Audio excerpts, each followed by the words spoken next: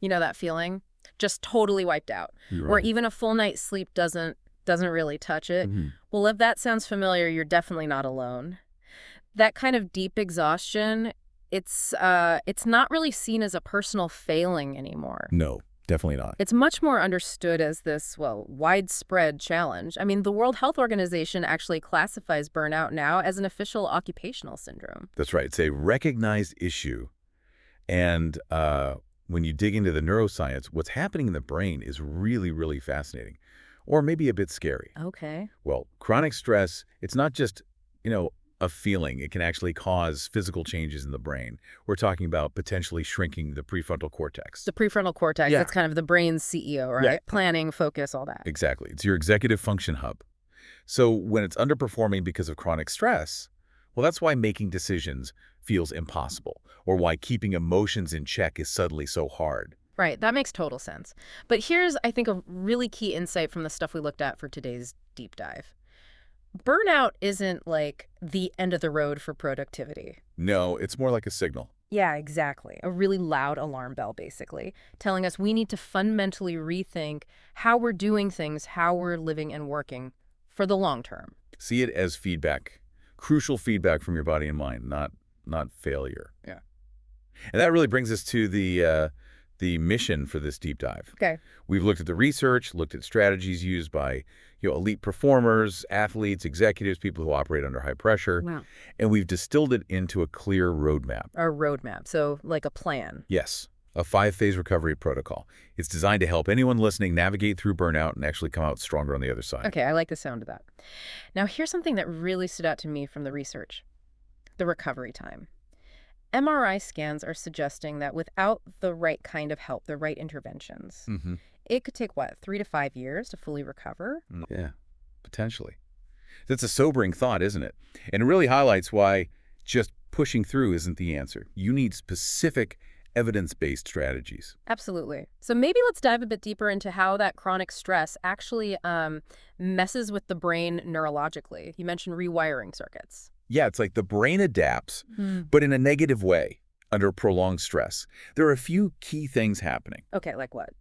Well, first, you get more prone to what are called amygdala hijacks. Amygdala hijacks. What does that actually look like for someone, in burnout? So the amygdala, that's your brain's threat detection center, right? It becomes hyperactive, oversensitive. Okay. So you get these really strong emotional reactions like sudden anger, intense anxiety, to things that are actually pretty minor triggers. Your threat response is just dialed way up. Wow, okay. So small things feel huge emotionally. I can see how that happens. Hmm. And then you also mentioned dopamine depletion. That's the feel-good chemical. Exactly. It's central to our reward and motivation system.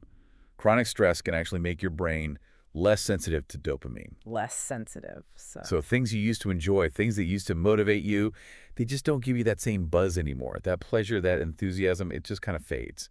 Leads to apathy, disengagement. That zest for life really diminishes, as one source put it. Yeah, that lack of joy is such a telltale sign, isn't it? Okay, and the third piece you mentioned was HPA axis dysfunction. Sounds technical. It is a bit, but the concept is straightforward. The HPA axis, hypothalamic pituitary adrenal axis, that's your body's main stress response system. Right. It controls cortisol release. But in burnout, this system can get stuck on. So you're constantly pumping out stress hormones like cortisol, even when there's no real threat. Like the stress switch is jammed. Pretty much like a faulty thermostat stuck on high heat. Yeah. Your body is just constantly in this state of high alert. Okay, no wonder recovery takes time. And if it could be 3 to 5 years without help, wow, that really drives home the importance of this 5-phase protocol we're going to talk about. Absolutely. So, let's get into it. Phase 1 is called the strategic stop.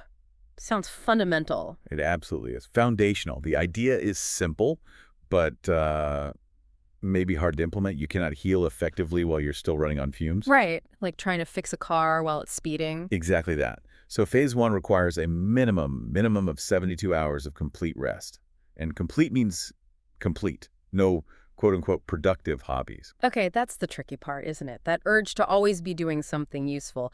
So what does no productive hobbies actually mean here? It means resisting that pull to fill the time with anything that demands significant mental or emotional energy, Yeah. even if it's enjoyable. So, don't start that side project. Don't tackle the big closet clean out. Exactly. Don't even dive into intense learning or complex problem solving. For these 72 hours, the goal is radical rest for your nervous system. Give it a chance to calm down. And a big part of that is a digital detox too, right? Especially from work stuff. Oh, absolutely critical. Checking work email, even glancing at notifications, it keeps your brain slightly activated, keeps that stress response simmering. It prevents that deep down regulation you need. Got it. Create a real buffer zone. Hmm. So what should people do during this time? Lean into truly passive activities. Gentle walks, maybe in nature if possible, light reading if it doesn't feel like work, listening to calming music, things that don't demand focus. Low energy output. Precisely. Let Mm. your body and mind just pause. Hit the brakes on everything that feels overwhelming. That's the core of phase one. Okay, phase one, strategic stop, minimum 72 hours, total rest, digital detox from work, passive activities, a vital first step. What comes after that break? Phase two. Phase two moves into nutrient repletion because burnout isn't just mental, right? It takes a real physical toll. It often depletes key nutrients your body needs to function and recover. So rest isn't enough. We need to actively refuel. Makes sense. What are the key nutrients we're often low on during burnout? Magnesium comes up a lot in the research. Specifically, magnesium glycinate, around 300 milligrams daily. It seems to help lower cortisol levels. Cortisol, again, the stress hormone, so magnesium helps regulate that. It plays a role, yeah. Magnesium is involved in hundreds of processes, including muscle relaxation and nervous system regulation. Glycinate is often recommended because it's well absorbed and generally easier on the stomach. Okay, magnesium. What else? B vitamins are also really important, particularly B5, which is crucial for adrenal function. Your adrenal glands are working overtime during chronic stress. Right, supporting the stress glands themselves. Exactly. And then omega-3 fatty acids, essential for brain health, for rebuilding cell membranes, supporting cognitive function, which often takes a hit during burnout. Okay, magnesium, B vitamins, omega-3s. But it's not just about taking supplements, I assume. The sources mention food is information. Yeah, I love that phrase. It means the food you eat sends signals to your body, to your cells. Nutrient-dense foods basically tell your body, okay, you have the resources now to repair and rebuild. It helps shift the body's signaling from alarm mode to recovery mode. So phase two is about consciously giving your body the building blocks it needs through good food and maybe some targeted supplements. Yeah. Okay, what's phase three? Phase three is the circadian reset. This is all about getting your body's natural 24-hour clock back on track. Chronic stress and messed up schedules really throw it out of whack. Our internal body clock, the thing that controls sleep-wake cycles and, well, loads of other stuff too. How do we reset it? Three main strategies highlighted in the sources. First, get morning sunlight exposure, ideally within 30 minutes of waking up. Sunlight first thing. Yeah, it's a powerful signal to your brain to set your internal clock for the day. Second, avoid caffeine after 12 p.m. noon. Ooh, that afternoon coffee. Might have to go, at least for a while. Caffeine stays in your system for a long time, can really interfere with sleep quality and delay cortisol clearance in the evening, messing up that rhythm. Right, counterproductive for resetting. What's the third strategy? Consistent sleep and wake times, and this is key, even on weekends. No massive sleep-ins on Saturday. Exactly. It's tempting to catch up, but wildly different weekend schedules actually confuse your body clock further. Consistency helps regulate those natural rhythms. As one source put it, your body runs on rhythms, not just willpower. You can't force good sleep if the underlying rhythm is off. Okay, phase three, circadian reset. Morning sun, no caffeine afternoon, consistent sleep schedule. Makes sense. Now, phase four sounds intriguing. Micro pleasure training. What's that about? This phase directly targets that dopamine depletion we talked about earlier. Remember how burnout can dull your sense of reward? Yeah, things just don't feel good anymore. Right. So micropleasure training is about intentionally retraining your brain to notice, experience, and appreciate small, everyday joys again. Retraining for pleasure. How do you actually do that? Okay, step one, make a list.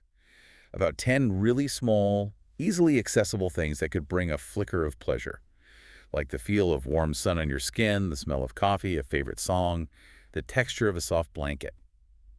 Really simple stuff. Okay, got it. Simple joys. Then what? Then you intentionally schedule maybe 3 of these moments into your day. Actively make time for them. Schedule joy. Sort of. Yeah. And here's the crucial part. When you have that moment, practice full sensory immersion. Really notice it. What do you see, hear, smell, taste, feel?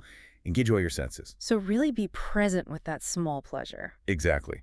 Burnout often creates this feeling of numbness, right? This is Yeah. about gently reawakening your senses, reminding your brain that pleasure is still possible, that good things still exist, recalibrating your joy sensor almost. I really like that. Feels practical. Okay, so we've done the strategic stop, nutrient repletion, circadian reset, micro pleasure training, which brings us to phase 5, boundary architecture. Sounds like prevention. Precisely. This is all about building sustainable structures to protect yourself going forward, protecting your time, your energy, your sense of self. The sources are clear. This is the key to preventing relapse. Okay, so what kind of boundaries are we talking about building? Well, first, time boundaries. This means consciously carving out non-negotiable recovery windows in your schedule. Daily, weekly. Time just for rest, hobbies, connection, totally protected from work or other drains. Scheduling downtime and treating it like a serious appointment. Yes. Second, energy boundaries. This is about being more selective about what you say yes to, learning to decline things that you know will deplete you excessively, and also pushing back against that culture of constant urgency at work. Figuring what's truly urgent versus just, well, noise. That's a tough one. It is. And the third type is identity boundaries. This one's deep. It's about decoupling your sense of self-worth from your productivity. Oof. Yeah. Recognizing your value isn't tied to how much you achieve or produce. Your worth is inherent. Cultivating this boundary allows you to rest without guilt, which is essential for long-term well-being. Sustainable success, as the sources say, often requires some ruthless self-protection. Wow. Okay, those 5 phases, strategic stop, nutrient repletion, circadian reset, micro pleasure training, boundary architecture, that's a really solid framework for recovery and building resilience. It really covers the key bases identified in the research. And the sources also talked about how top performers stay resilient, how they proactively avoid burnout, what are their strategies. A core principle seems to be something called the 90% rule. The 90% rule. Yeah, basically operating intentionally below your maximum capacity most of the time, Yeah. leaving that 10% buffer in reserve. So you always have something left in the tank for unexpected stuff. Exactly. It prevents that constant state of overload. It's about sustainable performance, not constant sprinting. Pacing for the marathon, not the sprint. Makes sense. What else? They also schedule regular circuit breakers. These are planned mini resets like 3 to 5 day breaks, maybe quarterly. Proactive downtime. Yes, deliberately built into the year to prevent stress from accumulating a breaking point, like scheduled maintenance before the system fails. Smart. And the final piece seemed to be about monitoring your body. Right, physiological monitoring, Yeah. using tools like HRV, heart rate variability tracking, or getting regular blood work done Why? to understand your body's early warning signs. You establish your baseline, and then you can notice subtle shifts that indicate stress is building up before it becomes full-blown burnout. Your body whispers before it shouts, you know. It's about learning to hear the whispers. Learn the body's language. These are such valuable takeaways, not just for getting out of burnout, but for changing how we approach everything. Absolutely. So to help everyone listening put this into practice, we wanted to propose something. A 30-day recovery challenge. Yeah, the idea is simple. Over the next 30 days, try implementing one phase of this protocol each week. Okay, so week 1, focus on that strategic stop. Week 2, shift to nutrient repletion. Week 3, circadian reset, and so on. And as you go through each week, each phase, really try to notice how's your energy, how's your mood, what feels different, what seems to be helping. Yeah, track those changes. Yeah, And maybe connect with others doing the same, share what you're learning. Community can be powerful here. definitely. So if this deep dive resonated, if you feel like, okay, I'm ready to try this, let us know. Just head to the comment section wherever you're listening and type, I recover. Just signal that intention. I recover. Yeah. It's a great starting point. And just remember, you weren't designed to operate at 100% capacity all the time, nonstop. Even the highest performance machines, even Ferraris, need pit stops. Right. They need refueling, maintenance, adjustments. Knowing when to pull into your own pit stop, to recharge and recalibrate, that's not weakness. That's actually essential for long-term sustainable performance and, well, just living a better life.